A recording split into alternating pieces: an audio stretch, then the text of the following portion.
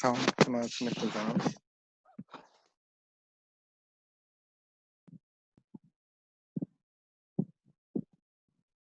Sound কি পাচ্ছেন?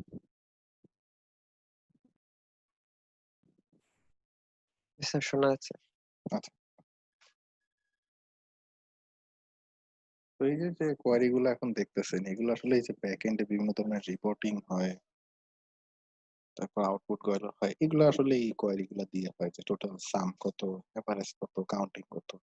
আরো একটা খুবই ইম্পর্টেন্ট জিনিস যেটা আমাদের রিপোর্টিং এ আসে, এমন হয়তো বা আপনারা বলতে পারে যে গত 7 দিনে কি কি প্রোডাক্ট আমাদের আপলোড হয়েছে সেগুলো একটা লিস্ট দিতে।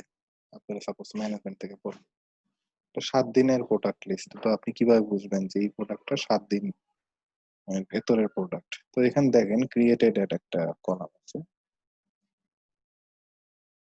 এই কলামের ভিতরে দেখেন আমরা প্রত্যেকটা প্রোডাক্ট যখন ক্রিয়েট হয়েছে তখন আমরা সেটা অ্যাড করে রাখছি ইনসার্ট টাইমটা। তো এখানে আমি একটু টাইমটা হার্ড কোড করে চেঞ্জ করি। সাপোজ এটা দিলাম 1 তারিখ, অগস্টের 1 তারিখ। এটা দিলাম সেপ্টেম্বরের 14 তারিখ। সেপ্টেম্বর না, অগস্ট, জুলাই, জুলাই। আচ্ছা, এটা দিলাম জুন, আর এটা আমাদের আজকের ডেটেই। তো লাস্ট এই মাসে আমাদের এমন হলো যে কোয়ারিটা যে আপনারা হঠাৎ করে মাসের 14 তারিখ আজকে ম্যানেজমেন্ট থেকে বললো যে এই মাসে কয়টা প্রোডাক্ট সেল হয়েছে, আপনার একটা রিপোর্ট জেনারেট করে দিল। তাহলে এই মাস বলতে কিন্তু এই অগস্টকে বোঝানো হচ্ছে, অগস্ট থেকে আজকের ডেট পর্যন্ত। দেখেন এখানে এমন হতে পারে, এখানে কিন্তু 1 লক্ষ 2 লক্ষ প্রোডাক্টও থাকতে পারে। আমি জাস্ট ডেমো ডাটা দেখাচ্ছি। তো এখানে আমার রেজাল্টে কিন্তু আসলে 2টা রেজাল্ট রিটার্ন হওয়ার কথা। অগস্টে মাত্র 2টা রেজাল্ট আছে, আর গুলো হলো জুলাই আর আগস্টের আগে কি, June, July, August, September, September, August, আর একটা হলো জুলাই। জুলাই জুনে 2টা আছে, একটা জুলাই থেকে জুন।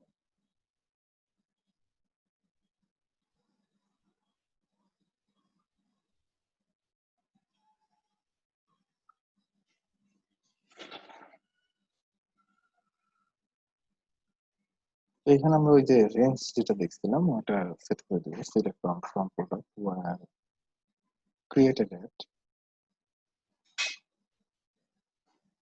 গ্রেটার দেন, এখানে হলো ওই টাইমটা দিয়ে দিব যে টাইমটা আমরা স্টার্ট করতে যাচ্ছি, 2020।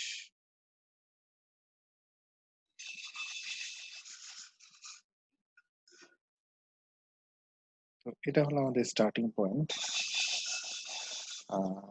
ক্রিয়েটেড যদি এটার থেকে বড় হয় এবং ছোট যেগুলো, সেটা কোনটা আজকের ডেটের থেকে। তো আজকের ডেটটা কোনটা, 2020।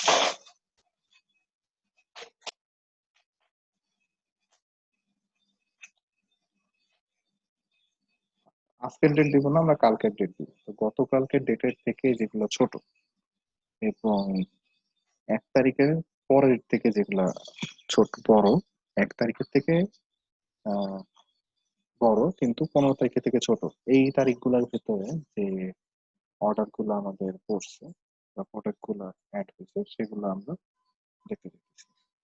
তো এখানে আমাদের মেবি 2টা প্রোডাক্ট আসার কথা।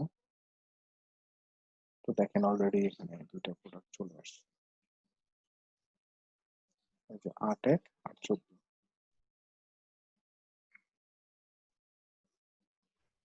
তো সাপোজ আপনার ম্যানেজমেন্ট থেকে বললো যে গত মাসে যে কটা প্রোডাক্ট সেল হয়েছে সেটার একটা রিপোর্ট দেখাতে।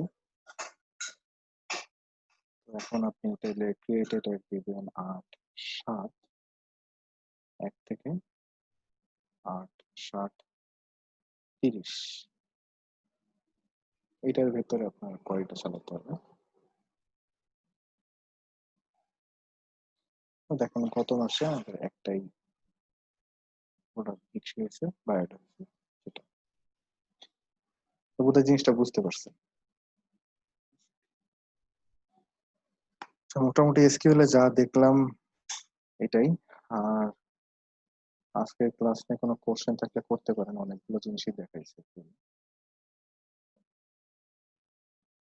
বুঝতে কোথাও কোনো সমস্যা?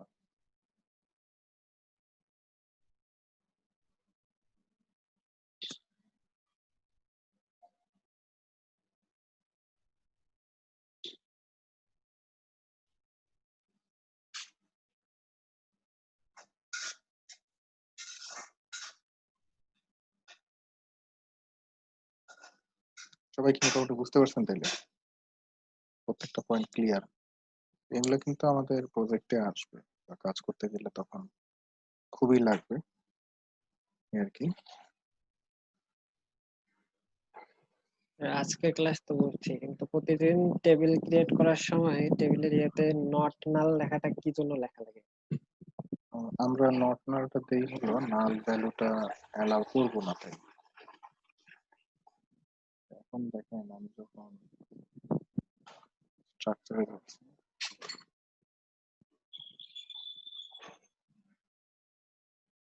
এই যে নাল নো দেওয়া, ঠিক আছে? তো আমি নাল একসেপ্ট করবো না, মানে এখানে অবশ্যই একটা ডাটা প্রয়োজন, দ্যাটস ওয়াই আমরা নট নাল দিই। এখানে নাল যদি ইয়েস দেন তাহলে ইয়েস দেওয়া লাগে না, এখানে ঘটনা হচ্ছে আমি যদি নট নাল না দিই তাহলে অটোমেটিক্যালি ইয়েস হয়ে যায়।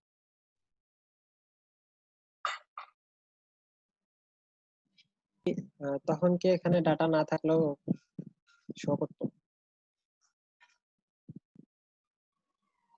যদি নট নাল না দিতাম? এই দেখেন আমাদের যখন ফাঁকা ডাটা অ্যাড হয় তখন দুই ভাবে অ্যাড হয়, একটা হলো যে ফাঁকা অ্যাড হয়, অথবা আরেকটা হলো নাল অ্যাড হয়। তো আমি দেখেন এখানে 5 নম্বর যে ডাটাটা অ্যাড করলাম এখানে কিন্তু কোনো ইনফরমেশন দেইনি, তো এখানে আমি নট নাল দেওয়ার কারণে এখানে ফাঁকা আসতেছে। কিন্তু আমি যদি এখানে নাল দিতাম, নাল অ্যালাউ করতাম, নট নাল না দিতাম, তাহলে যেটা হচ্ছে এখানে নাল লেখা থাকতো, NU NU এরকম। না ফাঁকা হলে সেক্ষেত্রে নালই থাকতো, তো নাল একটা ডাটা আচ্ছা, টাইপ। বুঝতে পারছি জিনিসটা। কয়েকদিন থেকে একটা প্রশ্ন করতে চাচ্ছিলাম jQuery-র ব্যাপারে। করেন করেন। jQuery-তে আমরা যে ইয়াগুলা এফেক্ট গুলা ইউজ করি ডিজাইনের মধ্যে, স্লাইডার বা মানে যেগুলা ইউজ করা হয় আর কি, এগুলো আমরা নিজেরা তৈরি করব না, যে প্লাগইন পাওয়া যায় ওগুলা নিয়ে ইউজ করব? ওয়াও স্লাইডার ইউজ করবেন? ওয়াও হ্যাঁ, ওগুলো নিয়ে কথা বলছি, যে আমি নিজে তৈরি করব নাকি ওগুলা তো সবই পাওয়া যায়, ওগুলো নিয়ে শুধু কাস্টমাইজ করে ইউজ করব? হ্যাঁ, এখান থেকেই যদি করতে পারেন তাহলে তো ভালো। আর স্লাইডার যদি চান জাভাস্ক্রিপ্টে করা যায়। করা তো যায়, কিন্তু সময় লাগে বেশি, এখানে সময়টা কম লাগে। কম লাগে, এখান তো 2 মিনিটেই হয়ে যায়। হ্যাঁ, এই জন্য বলছিলাম যে এখান থেকে নিয়ে করাটা বেটার না নিজে করাটা বেটার? নিজে করা তো বেটার অবশ্যই, কারণ এখানে তো অনেক এক্সট্রা কোড থাকে। মনে করেন যে বিশাল একটা কোড চলে আসে এখানে, তো সব কোড তো আমার প্রয়োজন না। কিন্তু এখানে সময় কম লাগতেছে। ওটাই তো বললাম যে আপনি ডিপেন্ড করে আপনার বাজেটের উপরে বা আপনার ক্লায়েন্ট কি চায়। এখন এই আপনার যে সময় আর বাজেট দিল তাতে দেখলেন যে আমি স্লাইডার বানাইতে যদি 2 দিন লাগে, হচ্ছে না, তাই না? এটা দরকার হ্যাঁ, নেই। হ্যাঁ। আর যদি এখন বাজেট ভালো থাকে, সময় যদি দেয়, কারণ সময় দিতে হবে এখানে তো হুট করে হবে না, আচ্ছা, আচ্ছা, পুরো কোডটা। বুঝতে পারছি বিষয়টা। তখন এই স্ট্রাকচারটা তো ভালো হবে অবশ্যই। সবকিছুই ডিপেন্ড করে যে ওই কি জিনিসটা সময়। তৈরি হলো ওটার জন্য। এখানে এক টেবিল থেকে আরেক টেবিলে ডাটা ট্রান্সফার আমারটা কি হবে? বুঝতে পারি নাই ডাটা। আমরা যদি এক টেবিল থেকে আরেক টেবিলে ডাটা ট্রান্সফার করতে চাই বা দেখ সেই ক্ষেত্রে আর কি। ডাটা তো অ্যাক্টিভিটি ট্রান্সফার করা যায় না, এক ডাটাবেস থেকে আরেক ডাটাবেসের টেবিল নেওয়া যায়, মানে টেবিল, পুরো মানে টেবিলটা এক্সপোর্ট করা যায়, কোন স্পেসিফিক ডাটা আরেকটা টেবিলে অ্যাড করবেন এরকম কিছু? হ্যাঁ, হ্যাঁ, হ্যাঁ, হ্যাঁ, হ্যাঁ, আচ্ছা, অ্যাড হয়ে গেলে সেই ডাটা আর এক্সপোর্ট ওইটা করা যায়। এখানে অনেকগুলো বিষয় আছে, একটা হলো টেবিলটা এক্সপোর্ট করা যায়, আরেকটা আচ্ছা, হলো আমরা যেটা করি যে আপনি যেটা বলতেছেন এরকম হয় হলো যে ওই ট্রিগার সেট করা যায়, এই যে যখন এই টেবিলে একটা ডাটা অ্যাড হবে তখন এই টেবিলের ডাটাটা আরো একটা টেবিলে অ্যাড হবে অটোমেটিক্যালি। তখন আমরা ওই ট্রিগার সেট করি, ট্রিগারটা কিছুটা স্টোর প্রসিডিউরের মতো। তো ওইখানে যেটা যায় যে মনে করেন যে এখানে প্রোডাক্ট নেম, ডেসক্রিপশন, প্রাইস, এখানে যখন ইনসার্ট হবে সেম টু সেম ডাটাটা আর একটা টেবিলে সেট হবে। এটা একটা ওয়ে। মানে এট এ টাইম, এট এ টাইম, হ্যাঁ, ইনসার্টের টাইমে হবে। কিন্তু যদি অলরেডি একটা টেবিলে ক্রিয়েট করা আছে কোন একটা আইডি রেজিস্ট্রে, সেটা আমি ওই মানে কি আছে আমি জানি না, সেটা আমি অন্য টেবিলে ইনসার্ট করব। না, এটা সম্ভব না কেন? লজিক্যালি চিন্তা করেন, এক এক টেবিলের স্ট্রাকচার এক এক রকম। মানে কোন একটা মানে ইউজার আইডির এগেইনস্টে মানে কি আছে আমি জানি না, সেটা আমার অন্য টেবিলের দরকার। সেক্ষেত্রে সরাসরি করা যাবে না, তাই তো? না মানে না না, একই ধরনের যদি স্ট্রাকচার হয়, একই ধরনের বা মানে একই ধরনের একই না হলেও স্ট্রাকচারে তো দুটো টেবিল হলো না। কোন একটা পার্টিকুলার কলামের যদি একই নেম থাকে, সেক্ষেত্রে আর কি তো সেটার জন্য তো আমরা ঝামেলা ওই যে ওইটা করতেছি, ফরেন কি করতেছি, ঠিক আছে? যেমন ওই যে কান্ট্রির জন্য করলেন, কান্ট্রির একই ডাটা আমার আরেকটা টেবিলে আছে, তাহলে আমি ফরেন কি করতেছি, স্ট্রাকচার সেম হবে না। স্ট্রাকচার সেম হলে তো আপনার ডাটাবেজের ডিজাইনই, হ্যাঁ না স্ট্রাকচার। ঠিক আছে? তো আর এটা সম্ভব না। আমি যেটা বলছি পার্শিয়াল ইনসার্ট, পারছি। আচ্ছা, এইটা হলো স্টোর প্রসিডিওর না, ট্রিগার দিয়ে করতে পারেন। আর আরেকটা হলো যে না, আমার এই যে ওয়েব ডেভেলপমেন্ট টু টেবিলে, এখানে মনে করেন প্রোডাক্ট টেবিল আছে, এই টেবিলটা কোনো কারণে ওয়েব ডেভেলপমেন্টের যে টেবিল আছে, ডাটাবেস আছে, এখানে দরকার, আমি চাইলে এই টেবিলটা এক্সপোর্ট করতে পারি। আমরা টেবিল এক্সপোর্ট দেখি নাই, দেখি আজকে তাইলে টেবিলে গিয়ে আমি মানে যদি এক ডাটাবেস থেকে আরেক ডাটাবেসে নিয়ে যাওয়া। আচ্ছা, এই টেবিলে এখানেও করা যাবে, হ্যাঁ হ্যাঁ। হুম হুম এক্সপোর্ট করতে পারলে যে কোনো জায়গায় ইম্পোর্ট করতে পারবে। তো এখানে প্রোডাক্ট ডট এসকিউএলটা এখান থেকে আমি এক্সপোর্ট করলাম, এখন আমি এখানে ইম্পোর্ট করব। ক্লিক করেন, ইম্পোর্টে যান,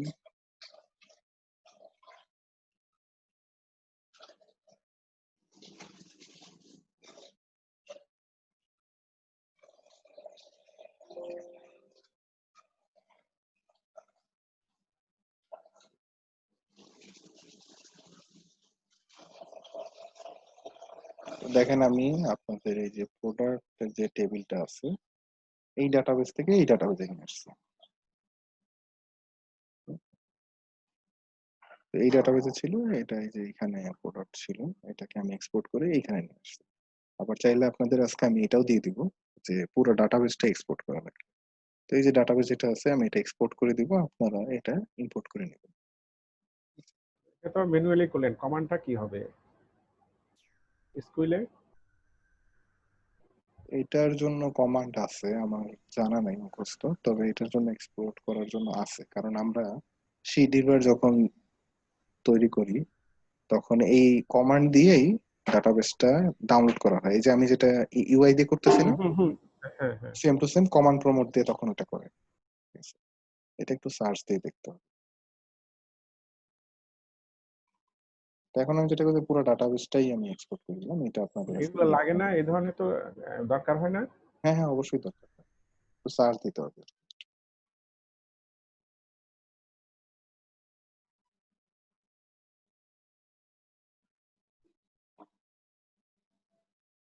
তো এই যে আমি আজকের ক্লাসে আপনাদের এই ডাটাবেসটা দিয়ে দিছি, এই ডাটাবেসটা আপনারা ইম্পোর্ট করলে আজকের যে ফুল ডাটাবেসটা হয়ে যাবে। আর ডাটাবেস এক্সপোর্ট ইন এসকিউএল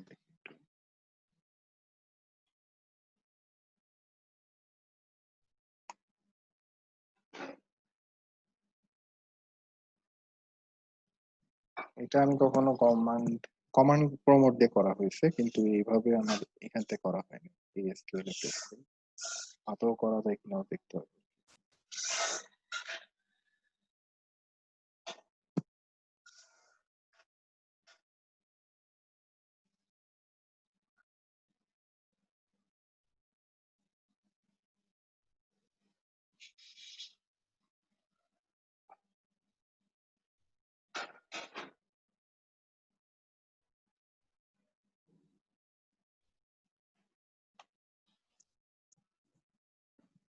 তো এখানে এই যে ২ টা জিনিস আমাদের কমান্ড প্রম্পট দিয়ে করতে হয়। একটা হলো যে first check if your command line recognize MySQL এই কমান্ড। তো এটা আপনারা জানেন যে কমান্ড প্রম্পট দিয়ে করতে গেলে অবশ্যই সেই কিওয়ার্ডটা আমাদের রিকগনাইজ করে দিতে হয়। তো এটা সিস্টেম ভ্যারিয়েবল এড করে দিলেই আমাদের ওই কমান্ড প্রম্পটে ওটা এভেইলেবল হয়ে যাবে। আর then use the command to export the database. এইখানে তখন এই কমান্ড প্রম্পটটা চালাই দিলেই হবে। এখানে MySQL এই টার্ম এটা হলো আমাদের কমান্ড। ইউজার নেম হলো রুট, পাসওয়ার্ড হলো ব্ল্যাঙ্ক। এখানে আমাদের আর কোনো পাসওয়ার্ড দেওয়ার দরকার নেই। এখানে খালি দিলেই হবে। আর ইউজার নেম হলো রুট। এটা হলো বিল্ট ইন। আর এটা আবার চাইলে কাস্টমাইজ করা যায়। এটা আবার সিস্টেমে গিয়ে প্রিভিলাইজে গিয়ে আমরা চাইলে আবার ইউজার নেম পাসওয়ার্ড সেট করতে পারি।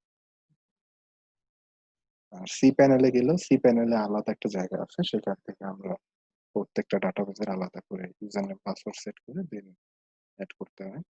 আর লোকালি সাধারণত আমরা করি না, কারণ পাসওয়ার্ড ঝামেলা, এটা অ্যাকচুয়ালি এখানে প্রয়োজন পড়ে না, লোকালি কাজ করতেছে।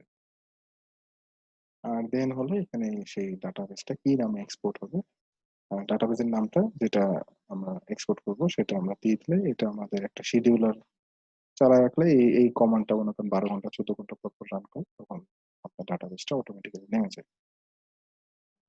এটার উপর চাইলে ইউটিউবে ছোট ছোট ভিডিও আছে, দেখে নিতে পারেন। কারণ আমার এখানে MySQL এই কমান্ড প্রম্পটটা এটা এনেবল করা নেই। চাইলে আপনারা, এটা কঠিন কিছু না, জাস্ট এই কমান্ড 2-3 লাইন এটা চালাই দিলেই হয়ে যাবে।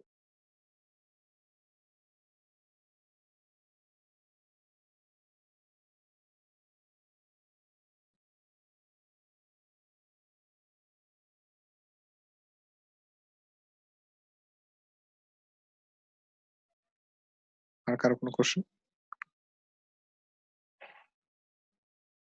স্যার এই এসকিউএল এর ক্লাসগুলোর অ্যাসাইনমেন্ট গুলো কিভাবে জমা দিব? আপনারা এটাই জাস্ট প্র্যাকটিস করে জমা দিয়ে দেন। এখানে যে কাজগুলো টেক্সট হয়েছে ফাইল করে জমা দিব? টেক্সট না, এটা ওই যে আপনার এসকিউএল ফাইল আকারে জমা দেন, যেমন এই যে আমি এক্সপোর্ট করে এসকিউএল এ দিচ্ছি না। হ্যাঁ হ্যাঁ, এই এক্সপোর্ট করে দিব। হ্যাঁ।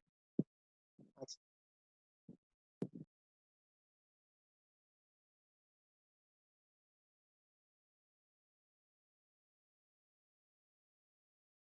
আর কার কোনো কোশ্চেন আছে?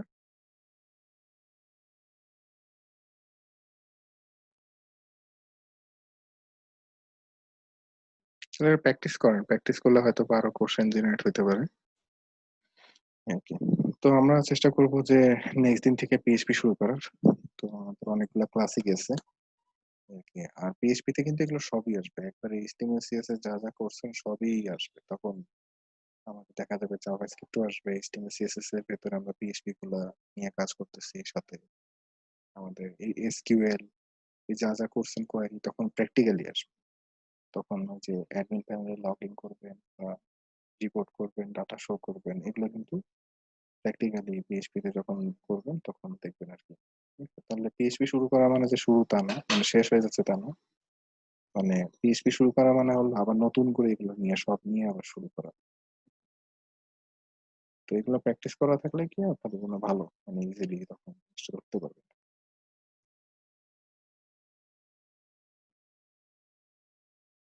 ঠিক আছে, তাহলে কারো কোনো কোশ্চেন না থাকলে আজকে এন্ড করি, তাহলে আবার রবিবারে আমরা বসবো কালকে পরের দিন। তো ভালো থাকেন সবাই।